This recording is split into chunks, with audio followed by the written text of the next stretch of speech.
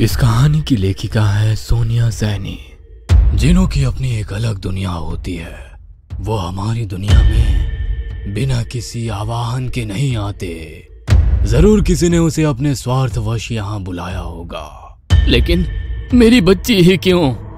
आप मुझे कल तक का समय दो, मैं अपनी साधना से पता लगाता हूँ यह जिन यहाँ क्यों और कैसे आया है और आपकी बच्ची से क्या चाहता है। सारी रात आंखों में काटने के बाद अगले दिन सवेरे ही अब्बू तांत्रिक के पास पहुंच गए। मैंने सारी रात कब्रिस्तान में तंत्र साधना की है।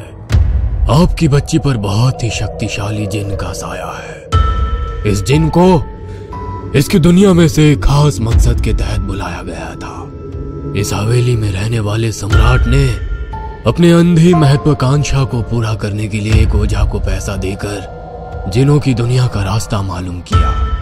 वो बहुत पहुंचा हुआ ओझा था। उसने अपनी महानता सम्राट के समक्ष सिद्ध करने के लिए जिनों की दुनिया के राज महाराज के समक्ष साझा कर दिए।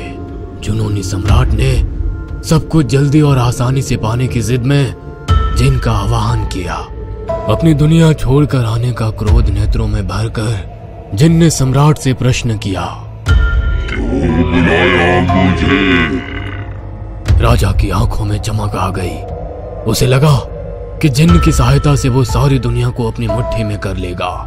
मैं चांदपुर का सम्राट हूँ, तुम मेरी सेवा में हाजिर हुए हो। मेरी आज्ञा का पालन करना तुम्हारा धर्म है। सम्राट की बात सुनकर जिन ने अट्टहास किया, मैं किसी का सेवक नहीं, मैं पूछता हूँ क्यों बुलाया मुझे? जिन दुगनी तेजी से चिल्लाया और अचानक से पहाड़ की तरफ ऊंचाई में फैलने लगा। यह सब देख राजा को घबराहट होने लगी। उसने तो ओझा की लिखी पुस्तक में पढ़ा था कि जिन इंसान को अपना आका समझकर उसकी हर मुराद पूरी करता है, किंतु ये तो अलग ही मिजाज का जिन है। इंसान ने जब जब अपने दायरे से बाहर निकलकर दूसरी दुनिया को जानने की उत्सुकता में कोई भी मूर्खतापूर्ण कदम उठाया है, तो उसे विनाश ही हासिल हुआ है। मनुष्य बेशक दुनिया का सबसे बुद्धिमान और ताकतवर जीव है, किंतु हर बार उसका अध्ययन और अनुमान सटीक बैठे ऐसा जरूरी तो नहीं। ओझा के अनुमान के उलट ये जिन सृजन नहीं, विनाश लेकर आने वाला था। जिन फिर से गुर्राया, क्यों बुलाया मुझे मेरे लोक से? मामा जल्दी घर चलो। सचिन ने आकर माँ को झिंझोरा। सचिन की आवाज से माँ वर्तमान में लौट आई। क्या हुआ? कोई खास बात है क्या? माँ खुद अपनी आंखों से चलकर देखो क्या हुआ है। घर पहुंचकर माँ ने जो देखा उससे उनका कलेजा मुंह को आ गया। माँ ने देखा कि मैं खड़ा खड़ा गिर रहा था। विनी दोहरी आवाज में कुछ बोल रही थी। एक आवाज उसकी खुद की थी जिसमें वो मदद के लिए पुकार रही थी, और दूसरी मर्दाना आवाज बहुत भारी और गरज के साथ आ रही थी। मर्दाना आवाज स्पष्ट नहीं थी, लेकिन इतना जरूर समझ आ रहा था कि वो कुछ धमकी भरी बात कर रहा है। विनी का शरीर पूरा अकड़ चुका था। गर्दन बाएं और झुकी हुई थी। मुंह से बेतहाशा गिरती लार ऊपर की ओर चढ़ी हुई आंखें, और दोनों हाथ मानो अलग अलग दिशा में मरोड़े हुए प्रतीत हो रहे थे। उसके खुले बिखरे बाल पूरे दृश्य को और भयावह बना रहे थे। दूसरी ओर सोनी दीवार की ओर मुंह किए जाने की बड़बड़ा रही थी। घर पहुंचते ही इतनी भयानक स्थिति देखकर माँ थर थर कांपने लगी। हाथ जोड़कर विनी और सोनी को छोड़ देने की गुहार करने लगी। माँ को देखकर सोनी भी गुस्से में माँ की ओर ही घूरने लगी। सब कुछ इतना अप्रत्याशित और डरावना था कि दिमाग तो जैसे अपना काम ही भूले बैठा था, और दिल कह रहा था किसी तरह अपनी जान बचाकर यहाँ से भाग लो। हमसे गलती हुई जो इस हवेली में रहने आ गए। तुम जो भी हो, हम कल ही ये हवेली खाली करके चले जाएंगे, फिर कभी लौट कर ना आने के लिए। बस मेरी बच्चियों को बख्श दो। माँ विलाप कर रही थी। तू मेरी रेशम को ले जाएगी? विनी ने खून से सुर्ख आंखें टरेर कर गर्दन टेढ़ी करके कहा। सोनी अपना सर दीवार में मारने लगी। हवेली में सामान अपने स्थान से गिरने लगे। भवन के जर्जर पड़े भाग में एक हिस्से की छत गिरने की आवाज से हम सभी की चीख निकल गई। उधर वो जोर जोर से अट्टहास कर रही थी। हम सभी के रोने पीटने के बीच जाने कब अम्मा भी आकर हमारे पीछे खड़ी हो गई, हमें पता ही नहीं चला। अम्मा ने उर्दू में कुछ लफ्ज फुसफुसाए और सोनी के सर पर हाथ रख दिया। सोनी का शरीर तुरंत जिन के कब्जे से मुक्त हो गया। अम्मा के मंत्र की ध्वनि सुनकर विनी कानों पर हाथ लगाए वहां से अपने कमरे की ओर दौड़ पड़ी। हवेली में उठ रहा तूफान भी शांत हो गया। हम सभी एक दूसरे को गले लगाकर बेसूध हुए रोते जा रहे थे। अम्मा, आज आप ना आती तो वो शैतान मेरी सोनी को भी अपने कब्जे में ले लेता। वो हम सबको कहीं नहीं जाने देगा। हम सब यहीं एक एक करके मारे जाएंगे। सचिन ने रोते हुए कहा। अम्मा, आप ही कोई उपाय सुझाइए। आप अपने मंत्र से मेरी विनी को भी ला दीजिए। मैं कुछ नहीं कर सकती मैडम, ये तो बस कुछ ही देर तक असर करेगा। उसके बाद जिन चाहे तो फिर से अपना कब्जा जमा सकता है। आप अपनी कहानी पूरी करिए। आगे क्या हुआ, मुझे पूरा सच जानना है। जिन का क्रोध बढ़ गया। उसने इफरित की मांग की। सम्राट इफरित का अर्थ नहीं समझ सका। उसने जिन को धन दौलत गहनों का लालच देने का प्रयत्न किया। जिन ने क्रोध में अपना आपा खो दिया और उसने सम्राट की उसी क्षण हत्या कर दी।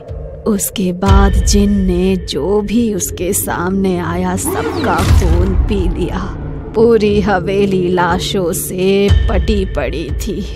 धीरे धीरे लाश वहीं पड़ी सड़ने लगी। पूरे गांव में खबर फैलने के कारण कोई भी हवेली के आसपास तक नहीं आया।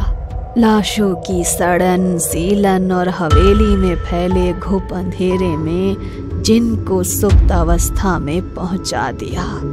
बरसों तक इंसानी हलचल ना होने के कारण जिन सबसे भीतर के बदबूदार और सीलन भरे कमरे में लुप्त हो गया।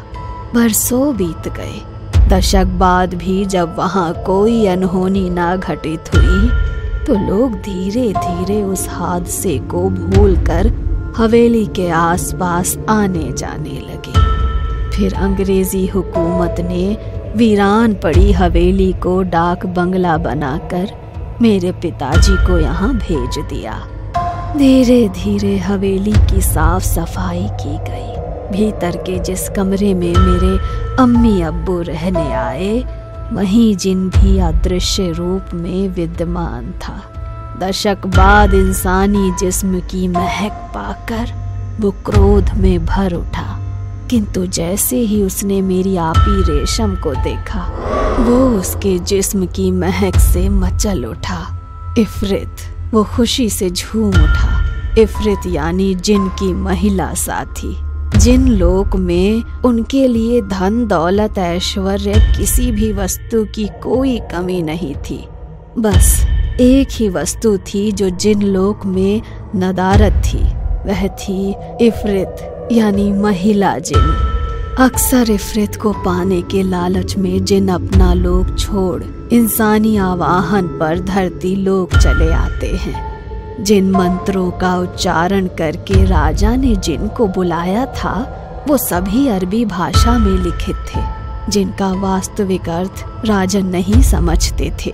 वास्तव में उनका अर्थ ही था, आओ इस दुनिया में तुम्हारा स्वागत है, अपने लोक के सारे सुखों को त्याग कर आओ। आओ तुम्हारी इफरित तुम्हारा इंतजार कर रही है। आओ और संपूर्णता के एहसास के साथ इस लोक में बसर करो। इफरित का साथ पाकर स्वयं को अन्य जिनों से श्रेष्ठ घोषित करो।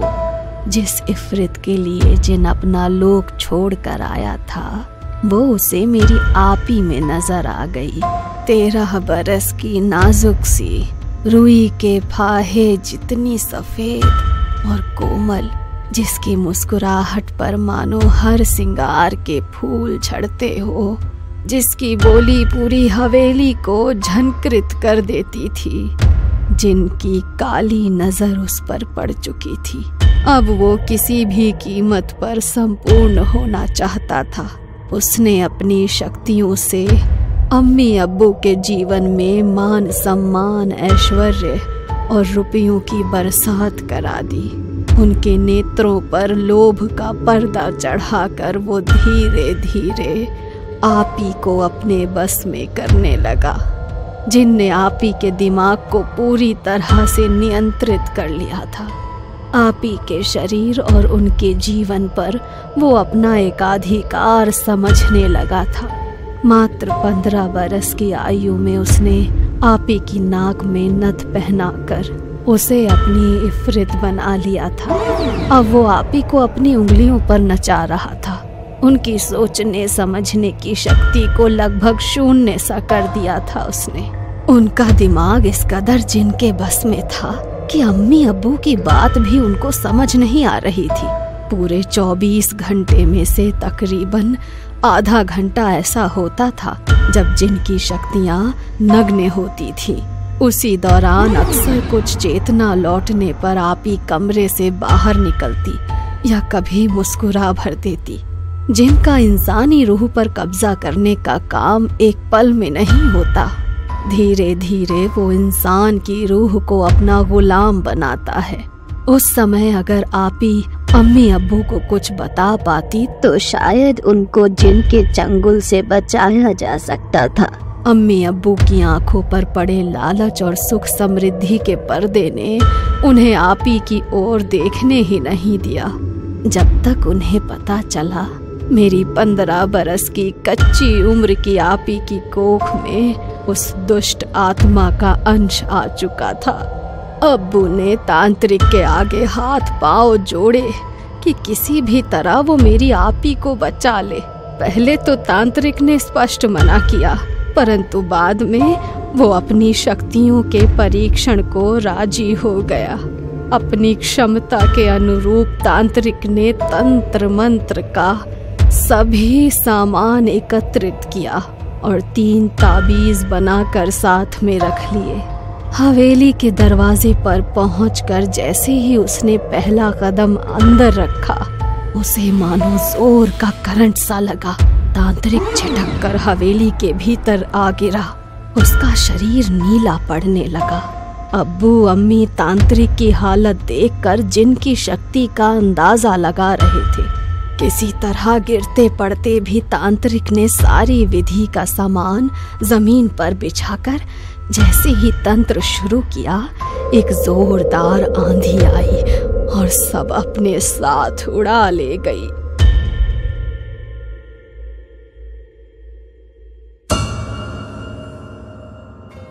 ये कहानी आपको अच्छी लगी हो तो हमें सब्सक्राइब करें, हमारा इंस्टाग्राम और फेसबुक पेज जरूर फॉलो करें। और हाँ दोस्तों, सब्सक्राइब करना भूलना मत।